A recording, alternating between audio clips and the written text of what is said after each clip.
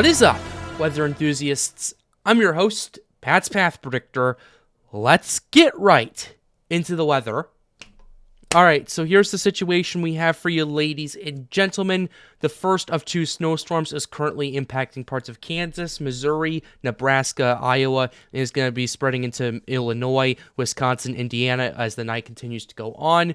We have also some severe weather that's going on in the deep south, and we have more information for you on that potential blizzard that's going to be impacting much of the Midwest through Iowa, through parts of Minnesota, through much of Wisconsin, through Michigan, through especially the Chicago area, through Indiana, through parts of Ohio, and even into Pennsylvania if it continues to hold that way.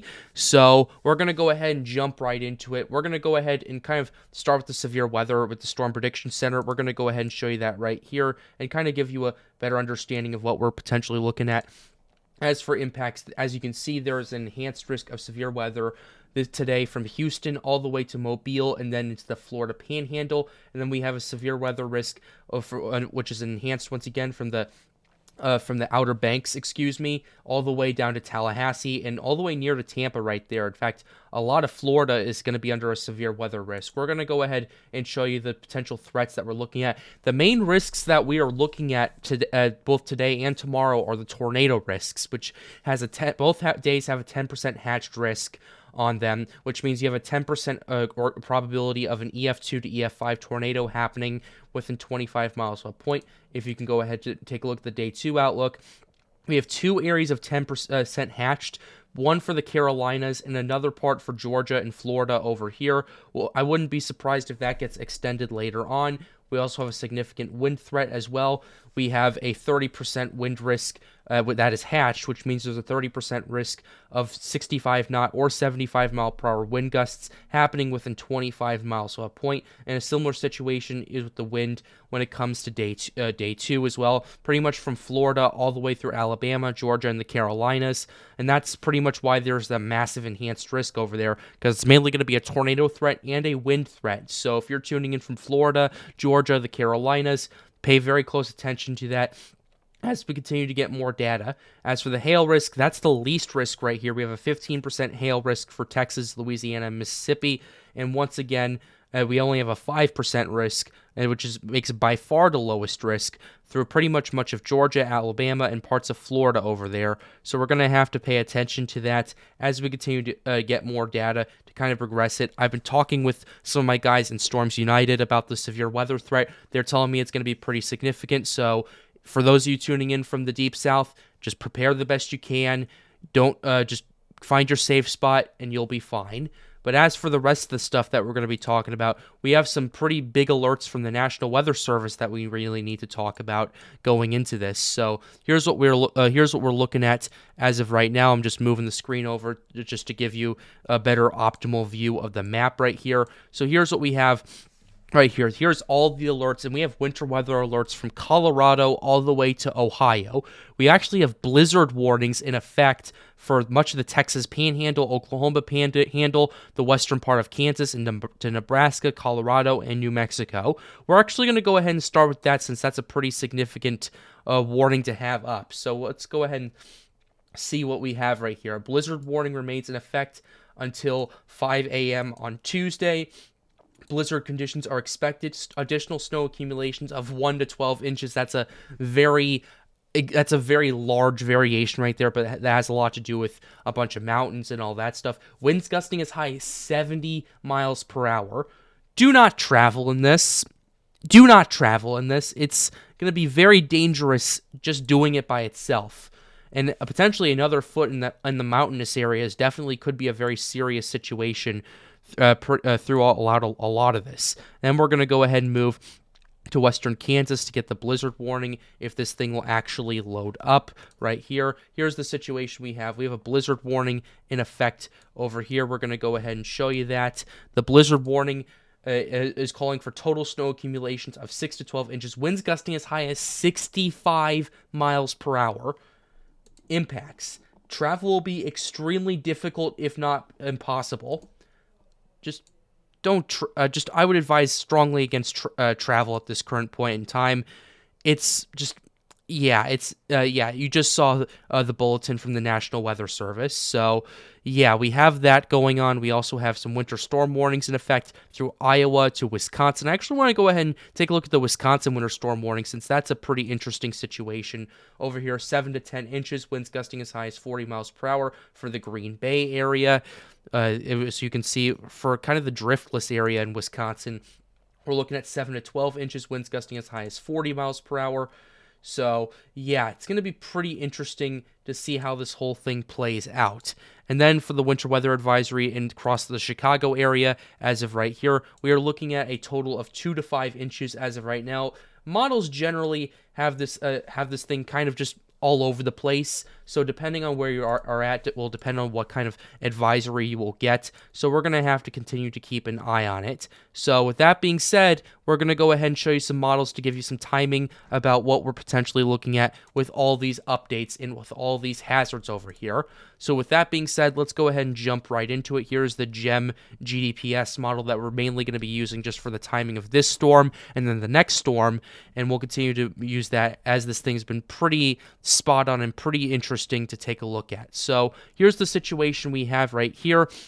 Mainly stuff starts happening in parts of Missouri, particularly Kansas City around noon, St. Louis around 3 to 6 o'clock in the afternoon, and then the Chicago area starts to get stuff between 9 p.m. and midnight as the snow starts to move through there, and then it continues to happen through the evening into the night hours. There could be some rain in the exurbs of Chicago, but it's mainly going to be snow throughout pretty much the entire Chicago metropolitan area through Milwaukee, Madison, through Michigan. Detroit could definitely see potentially up to 2 inches of snow from this before the rain starts to kick in and kind of bring the temperatures up and allow that snow to melt. But in the rural areas of Wisconsin that are just west and north of Lansing, definitely could be seeing a pretty big snowmaker out of this. And this snow also moves through Ohio, Pennsylvania, and potentially New York as well as we continue to look at it. So we're going to go ahead and show you some total snow accumulations pretty much from all this. Once again, we're looking at pretty significant snow accumulation through much of Kansas, Iowa, Nebraska, even into South Dakota, and a little bit in Minnesota. But for the Chicago area and the St. Louis area, that's our main area of interest right there. For the St. Louis area, we're looking at anywhere from like 1 to 3 inches of snow, so I wouldn't be particularly concerned about this. It's mainly going to be a rain-snow mix right here for you guys. We'll go ahead and show you that. Yeah, it's going to be mainly a rain-snow mix that should pretty much be kind of winding down by tomorrow morning. So while it may bring some impacts to the morning commute, I wouldn't be that particularly concerned about it as of right now. But for the rest of the Chicago area, that's going to see some potential impacts from this. Yeah, things could get pretty interesting right here. Here's what we have going on by the time Wednesday starts. We're looking at anywhere from 3 to 6 inches across much of the Chicago area, depending on where you're at. And that's the main thing I'm going to focus on because we have our next snowstorm that could be bringing our potential blizzard through that area in particular, through Detroit, through Milwaukee, through Madison, through Grand Rapids, through Indianapolis. We're going to have to keep a very close eye on it as more data continues to come in, but we're now 4 days out, and this thing really is showing signs of ramping up in intensity and snowfall.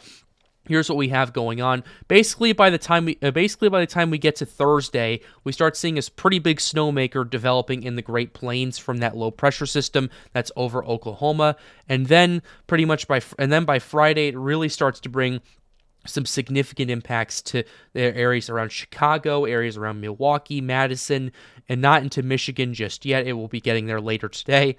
And then things pretty much by noon, it really starts to ramp up in intensity. The pressure's down to the 980s right there, which is indicative of a very significant winter weather event right there. Pressure's down to 981, continues to decrease. We're down to 980, and then it gets down to the 970s according to what we're looking at. 979 millibars as it approaches Detroit, and then it continues to really intensify as we look at stuff. 978 millibars. So this is going to be a very intense and very powerful snow system and a very big snowmaker as well. But before we get into the snow accumulation on this, I wanted to go ahead and take a look at some of the winds right here. We're going to show you the 925 millibar surface to surface winds, because the 925 is pretty much the closest we have to the surface. And here's the wind speeds that we have right there. The winds are easily exceeding like what, 40 to 50 knot wind gusts in some of the snow areas as well in the early part of it. In the Chicago area, we're looking at 46, 45 knot winds sustained at 925 millibars, which if you equate it down, that turns into about 45 to 50 mile per hour wind gusts at the surface. So this is definitely some potential blizzard conditions we're looking at, because you need 35 mile per hour wind gusts and a quarter mile per hour visibility from the snow for a total of 3 hours for a blizzard to occur. So that's what we have going on with this potential system that we're moving through. Let's go ahead and show you some snow accumulations, because I know that's what you guys are all here for. Here's the total snow accumulations from this whole crazy-ass event that's going to be going on. The snow accumulation across much of the Chicago area is pretty much anywhere from 16 to 20 inches total by the end of this. Areas pretty much around the Chicago area, we're looking at a good 12 to 18 inches of snow from the GEM GDPS. Other models have indicated potentially a bigger situation happening, and we're going to go ahead and show you those. Here's the European model. European has this thing mainly being a Chicago storm, and even into Michigan, you're seeing areas of potentially up to 30 inches of snow. But in Northwest Indiana, pretty much anywhere from 20 to 24 inches. Where were we at before? We were about 4 to 5 by the time we were at this point. Now we're up to gaining another potential 20 inches of snow if the European is corrected, at least from Northwest Indiana, mainly due to lake effect snow. In areas around Chicago, a good 12 to 20 inches of snow is still very much possible for a lot of you guys. And even into Milwaukee and Madison, you could see a total of 2 feet of snow if these models continue to hold. And so far, they have been holding. We've seen slight ebbs and flows, increases, decreases, all that stuff. But overall, they've been holding on this snowstorm crazy event. And here's the GFS model for you. The GFS is pretty much going haywire pretty much throughout much of Illinois, much of Indiana. Indianapolis sees up to 20 inches of snow by the time we're done. St. Louis sees potentially up to 2 feet. What were we at before? Like 1.5.